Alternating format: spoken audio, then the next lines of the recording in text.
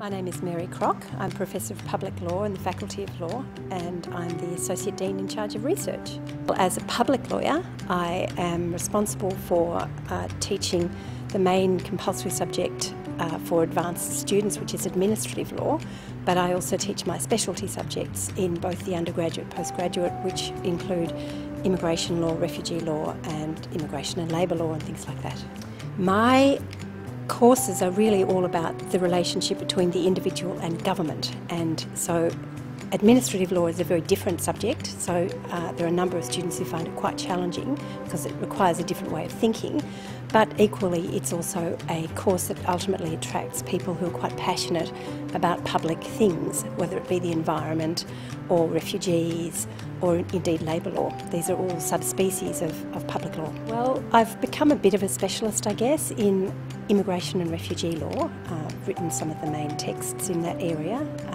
I was very fortunate to be one of the first people to become a leading academic in immigration law, and of course refugee law is just in the news all the time at the moment, but I have a particular interest in children and vulnerable refugees, most recently looking at refugees with disabilities.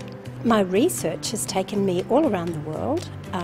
With my children's project, I've done work with Harvard University looking particularly at unaccompanied children seeking asylum, and we've done comparative research in England, America and Australia.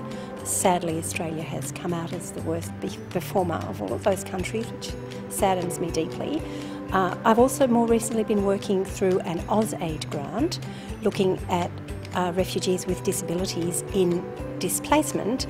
We've been funded to go to 5 different countries. We've been to Malaysia, Indonesia, Pakistan and most recently Uganda, where Ron has a former colleague who went on to become the Vice President of the East African Union. And so we've been very, very fortunate to work very closely, both with governments in the foreign countries we visited and also with the UN's refugee agency, UNHCR as it's known, the UN's High Commission for Refugees. My students have now gone on to become politicians, people working in public life. I've got former students who are now professors of law. I'm very proud of them. But a lot of them go into practice as well, and so I've kept in contact with a lot of my students over the years.